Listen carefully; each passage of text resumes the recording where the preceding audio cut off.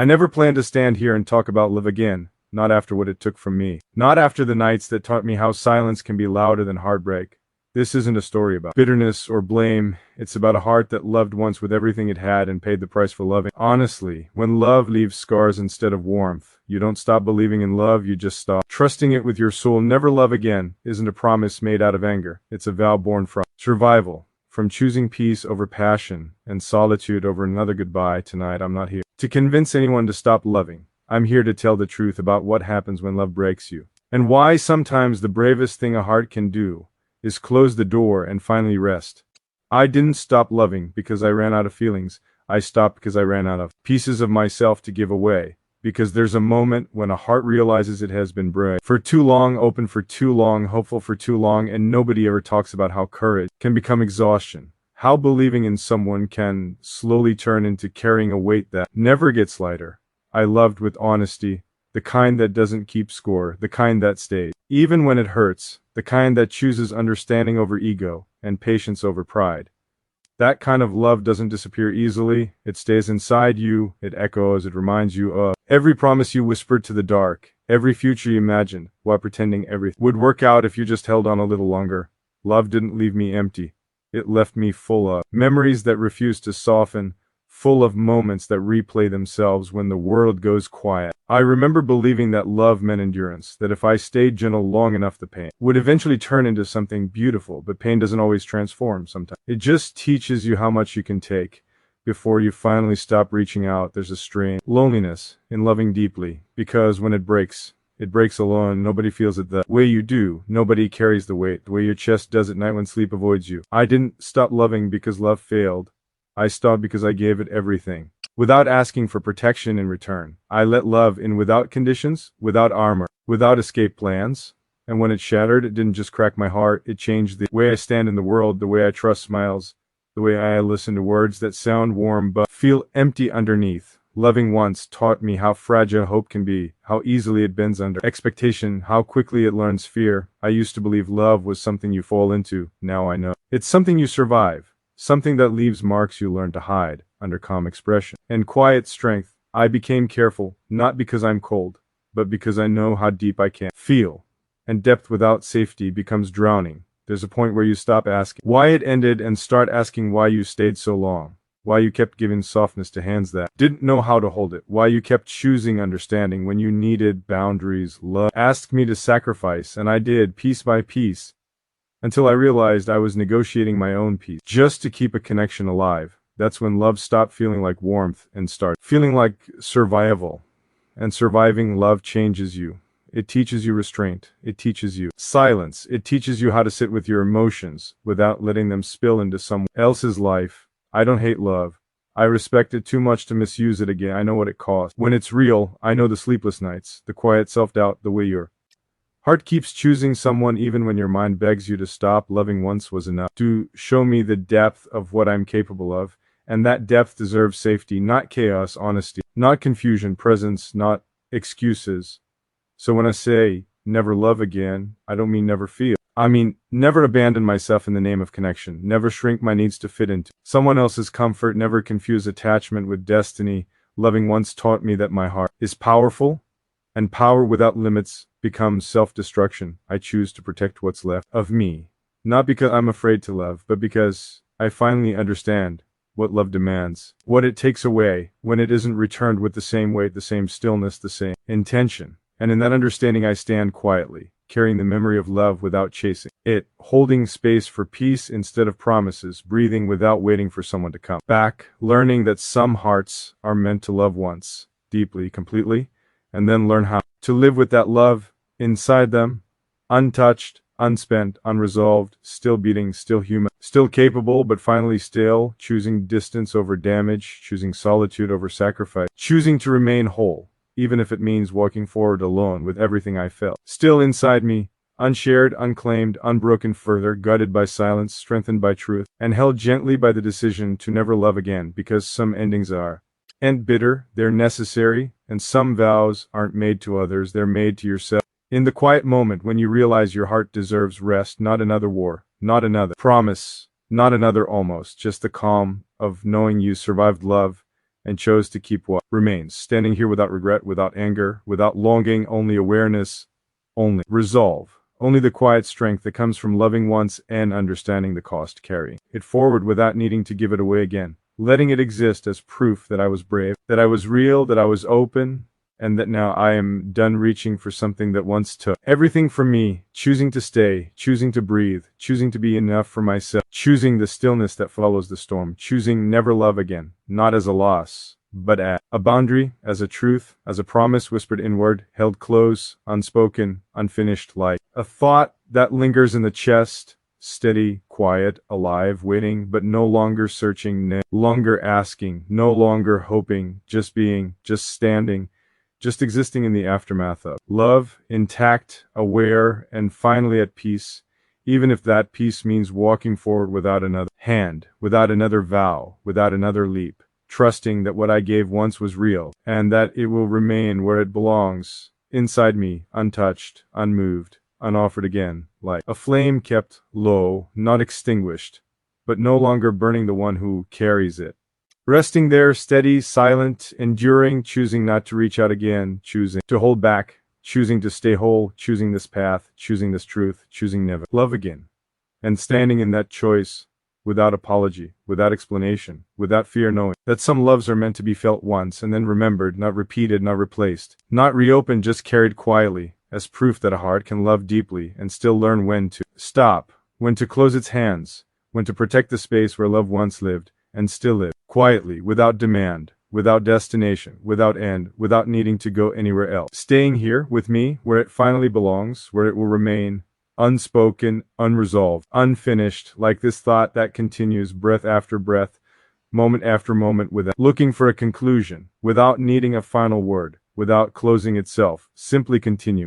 Still open, still aware, still choosing not to love again, and staying right here, in this space, holding that truth, carrying it forward, letting it be what it is, without trying to turn it into something else, without trying to soften it, without trying to escape it, just living with it quietly, honestly, fully, as the last thing I owe to the love I once gave and the heart that survived it, remaining here, still breathing, still steady, still standing, still choosing, still moving forward, without looking back, without reaching out, without ending this decision, without ending this thought, without finishing this feeling, without closing this moment, without adding anything more, just staying, just being, just continuing, knowing exactly why I will never love again, and holding that knowing right here, right now, without letting it end, without letting it fade, without letting it turn into anything else, staying unfinished, staying open, staying true, staying mine, staying I learned what silence really is after love left. Not the quiet kind that comes with peace, but the heavy kind that sits beside you and refuses to move, the kind that fills rooms even when you're not alone. Because silence after love isn't empty. It's crowded with unsaid things, with messages you never sent, apologies you rehearsed, explanations that no longer matter. It's strange how silence can feel like a voice that keeps talking long after the conversation ended. I used to think words were powerful, but silence taught me it doesn't need language to hurt. It just shows up and stays. It waits for you at night when distractions are gone, and the world slows down enough for memory to catch up after love. Silence doesn't mean nothing happened. It means everything already did. Now there's nothing left to fix, nothing left to explain, just the aftermath settling in slowly. I noticed how silence starts changing the way you move, the way you breathe, the way you hold your phone without checking it, the way you stop expecting your name to be SP. Okay, and with warmth, silence trains you to lower your expectations without asking permission. It rewires habits you didn't even realize were built around another person. Suddenly you are doing everything alone again, and silence becomes your witness. It watches you adjust, it listens. While you don't speak, it hears the thoughts you never say out loud. There's a cruelty in silence, because it gives you too much time to remember how things sounded when love was alive. The laughter, the late night talks, the comfort of being understood without explaining yourself. And then silence arrives and erases the echo, leaving you with contrast instead of connection. I didn't realize how loud love was until it disappeared, how much space it occupied in my mind, my routines, my sense of time. Silence doesn't rush in all at once. It creeps in, first between messages, then between days, then between memories, until one day you realize you haven't heard that voice in so long that you're afraid you might forget how it felt to be chosen. Silence after love makes you question your own worth in ways words never did, because nobody is there to confirm what you meant. Nobody is there to reassure you that you mattered, and silence doesn't explain itself. It doesn't argue. It doesn't defend. It just exists, and you're left to interpret it however your wounds decide. Sometimes silence feels like punishment. Sometimes it feels like abandonment. Sometimes it feels like relief you didn't ask for, but mostly T feels final. Like a door that closed without making a sound. I found myself replaying conversations just to hear something familiar, not because I believed they would change, but because sound felt safer than this quiet. Silence forces you to sit with truth instead of distraction. It doesn't let you hide behind excuses or hope. It strips things down to what is, and what is can be painfully simple. Love ended, connection faded, and now there is space where something meaningful once lived. Silence teaches patience in the hardest way, by not responding, by not giving you anything back when you reach for it. It teaches acceptance by refusing to negotiate. You can talk to it, you can question it, you can beg it to break, but it remains still, unmoved, unbothered, and in that stillness, you start hearing parts of yourself you ignored while love was loud. Your doubts, your regrets, your unmet needs. Silence becomes a mirror you can't turn away from. It reflects who you are without someone else filling in the gaps, without someone else's voice shaping your days. I used to think silence meant peace, but peace has warmth. And this silence was cold, sharp, demanding attention. It made me aware of every empty moment, every pause where love used to be, every habit that no longer had a purpose. Silence after love is not gentle. It doesn't hold your hand. It teaches by exposure, by repetition, by letting the absence sink in until it feels normal. And that's when it hurts the most, when you realize you're getting used to it, that you're learning how to live without the sound of being wanted, the sound of being understood, the sound of being missed. Silence changes the rhythm of your life. It slows you down, forces you to notice time passing without milestones, without shared plans, without future talk. And in that slowed rhythm, you start understanding how much noise love covered up, how many fears you postponed because someone else's presence softened them. Silence doesn't soften anything. It sharpens awareness. It makes every feeling clearer, heavier, harder to ignore. Sometimes I caught myself wishing for arguments just to break the quiet, wishing for any sound that proved there was still a connection, even a broken one, because silence means there's nothing left to fight for, nothing left to repair, nothing left to say. And that realization settles deep. It changes the way you see endings, not as dramatic moments, but as quiet shifts that happen when words stop coming, when effort stops echoing back. Silence also teaches restraint. It teaches you when not to speak, when not to reach out, when to let things remain unfinished, because breaking silence doesn't always bring relief. Sometimes it only reminds you why the silence exists. After love, silence becomes a boundary you didn't choose, but must respect. It stands between who you were and who you are becoming, and crossing it feels like stepping back into a version of yourself that no longer fits. I learned that silence can be protective, not because it's kind, but because it prevents further damage. It stops you from reopening wounds that are trying to close. It keeps you from saying things that won't change the outcome. Silence after love is where dignity quietly survives, even when your heart wants to scream. And living with that silence requires a different kind of strength. Not the loud, confident kind, but the quiet discipline of not reacting, of letting feelings exist without turning them into messages, calls, confessions. Silence forces you to hold your emotions instead of handing them to someone else, and that holding is exhausting, but it's also grounding, because you start realizing how much of your voice you gave away, how much you relied on being heard to feel real. Silence makes you hear yourself again, not always kindly, not always clearly, but honestly, and honesty doesn't need sound, it just needs space. Silence gives you that space whether you want it or not.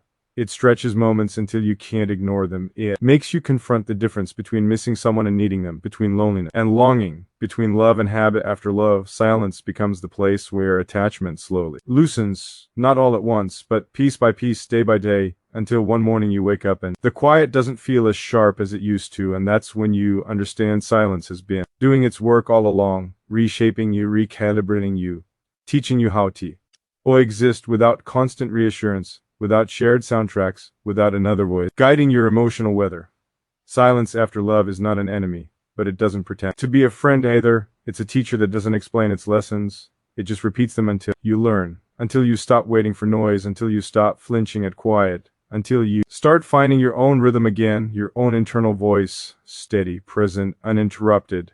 Silence doesn't replace love, but it shows you what remains when love is gone, and what remains is you, breathing, thinking, remembering, adjusting, learning how to sit with yourself without needing to fill the space, without needing to be filled. Silence becomes a companion you did choose but end up understanding, because it reveals who stays when everyone else leaves. It shows you the parts of yourself that don't disappear when connection does, and living with that. Silence changes you, not loudly, not dramatically, but deeply, subtly, until you realize you no longer fear it the way you once did. You respect it, you listen to it, you let it exist without trying to escape it, because silence after love is no longer just absence. It's a presence that shapes you, steadies you, and keeps reminding you of what you survived, what you lost, and what you still carry quietly inside, without needing to say it out loud, without needing anyone else to hear it, without needing to break the silence that now belongs to you.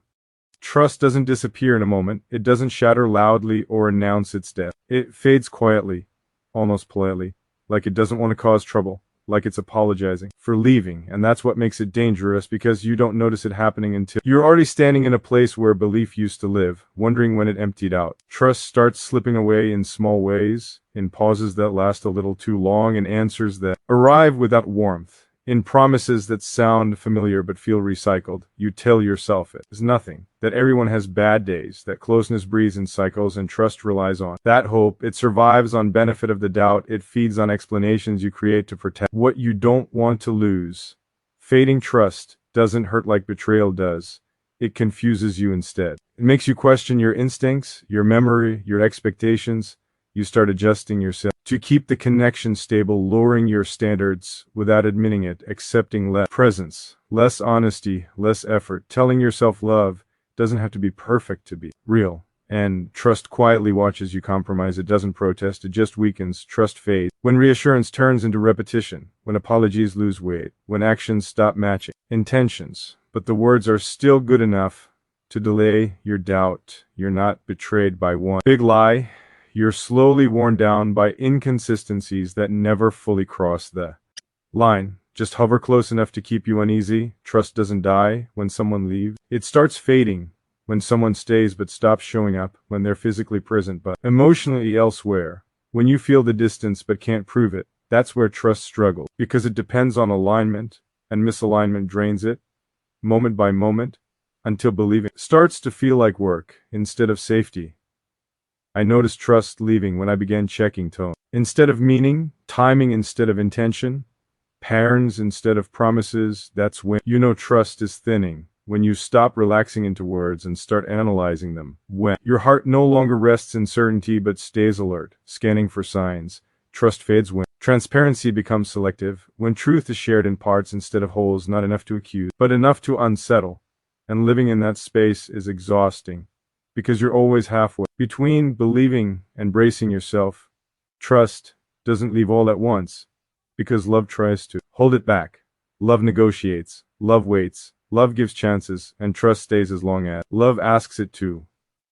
But each time love has to convince trust to stay, it weakens the bond between them, until trust no longer responds, until it stops listening to hope. Fading trust changes the way you love. You become careful with your words, measured with your feelings, slower to open. Not because you want distance, but because something inside you is no longer sure it will be met with care. Trust fading feels like standing on ground that used to be solid and now shifts under your weight. Not enough to fall, just enough to keep you tense, alert, never fully at ease. You smile, you participate, you stay, but a part of you is always watching, always ready, always slightly withdrawn. Trust fades when you stop sharing your fears because they're not handled gently, when vulnerability feels like exposure instead of connection, when you start protecting your inner world instead of offering it freely. You don't announce this change. You don't even admit it to yourself at first. It happens quietly, instinctively, like your heart adjusting its posture to avoid pain. Fading trust makes you nostalgic for moments that felt safe, for conversations that flowed without caution, for certainty you didn't realize was fragile. Until it started dissolving, you begin to miss the version of yourself that believed without hesitation, that leaned in without checking for impact. Trust fading creates a subtle grief, not for what happened, but for what can no longer happen the same way again. Because even if things improve, even if effort returns, trust remembers the gap, it remembers the doubt, and it never fully forgets how it learned to question. Trust fades when your intuition starts to speak louder than reassurance, when your body reacts before your mind catches up, when something feels off even if everything looks fine on the surface. and ignoring that intuitivity on is how trust erodes further, because each time you silence yourself to maintain peace, trust loses another layer of protection. Fading trust doesn't create drama, it creates distance. Emotional distance that grows even while physical closeness remains. You can be beside someone and still feel alone because trust is what bridges that gap. And when it thins, connection weakens, conversations become safer, less revealing, less risky. You start choosing harmony over honesty. And trust doesn't survive that trade for long. I realized trust was fading when I stopped expecting consistency and started expecting disappointment, not consciously but emotionally, preparing myself without admitting it. Trust fading changes your internal language. You stop saying we with certainty. You stop planning far ahead without hesitation. You start leaving room for things to fall apart, just in case. And that just in case becomes permanent. Trust fades when accountability is missing, when concerns are minimized instead of addressed, when your feelings are acknowledged but not acted on, and trust needs action to breathe. Words alone can't sustain it. Fading trust is quiet because it lives inside you, not in arguments or confrontation. It's the moment you decide not to ask a question because you're afraid of the answer, or worse, afraid of the familiar reassurance that changes nothing. Trust fades when you stop feeling chosen and start feeling tolerated, when effort feels optional instead of intentional. And love without trust becomes performance, something you maintain rather than experience. Fading trust doesn't mean you stop caring. It means caring starts to hurt more than it should, and your heart responds by pulling back slightly, just enough to survive. Trust fades when you realize you're the only one guarding the connection, the only one worrying about damage, the only one trying to keep things intact. And that imbalance slowly empties belief until one day you notice you're no longer surprised by distance, no longer shocked by inconsistency, no longer hopeful in the same way. Trust has faded into awareness, into caution, into quiet self-protection, and even if you stay, even if love remains, it exists in a different form. Now, filtered, restrained, altered, because once trust fades, it doesn't come back as innocent. It returns, if it does, as something more careful, more conditional, shaped by memory, shaped by restraint, shaped by everything it learned, while quietly disappearing, leaving behind a version of love that still exists, but no longer rests, no longer leans fully, no longer closes its eyes, staying awake, attentive, changed, carrying the knowledge of what it feels like when trust doesn't break, but slowly fades out of reach. Loving once can cost a lifetime, not because the love was wrong, but because it was real enough to leave permanent marks, the kind that don't fade with time, only change shape. I didn't know that one love could follow you into every quiet moment, that it could rewrite the way you feel joy, the way you approach connection, the way you measure risk with your heart. Loving once changes the scale of everything. Before it, hope feels light, unlimited, replaceable. After it, hope carries weight, memory, consequence. You don't love the same again because you're no longer the same person who loved before. That one love teaches your heart its full capacity. And once you know how deep you can go, you can't unknow it. Loving once costs you innocence, not in a dramatic way, but in subtle realization. Like understanding that effort doesn't guarantee permanence, that sincerity doesn't ensure safety, that giving your whole heart doesn't mean it will be handled with care. I love without hesitation, without calculation, without keeping parts of myself in reserve. And that kind of love doesn't disappear when it ends. It stays embedded, influencing how you feel. Everything that comes after it raises your standards and your fears at the same time, because you now know what's possible and what's at stake. Loving once teaches your nervous system pattern. It never forgets how anticipation feels before disappointment, how closeness can coexist with uncertainty, how attachment can slowly turn into vigilance, and those lessons don't leave just because the person does. They stay with you, shaping your reactions, your boundaries, your instincts. Loving once costs you the ability to be careless with your heart. You stop noticing how carefully you listen, how slowly you open up, how often you pause before trusting warmth. Not because you want distance, but because your heart remembers what it felt like to fall without protection. One love can become the reference point for all others, the comparison you never intend to make but always do, not because it was perfect, but because it was defining. It showed you your depth, your devotion, your willingness to stay, and knowing that about yourself is powerful. But it's also heavy because you realize how much of yourself you are capable of losing if you give that way again. Loving once costs time, not just the time you spent, but the time you spend afterward unlearning habits, rewiring expectations, relearning how to be alone without feeling incomplete. There are moments years later when something small brings it back, a tone, a phrase, a silence. And you realize that love didn't end, it just stopped being shared. It became internal, a memory carried forward. Loving once can cost your simplicity. Before love, you feel freely. After love, you feel carefully. There's always a filter now. An awareness of consequences, a sense of self-preservation that wasn't there before. And why? That makes you wiser. It also makes you miss the version of yourself that didn't need protection, that believed love was safe just because it felt good. Loving once costs emotional energy long after it's gone, because healing isn't about forgetting, it's about integrating.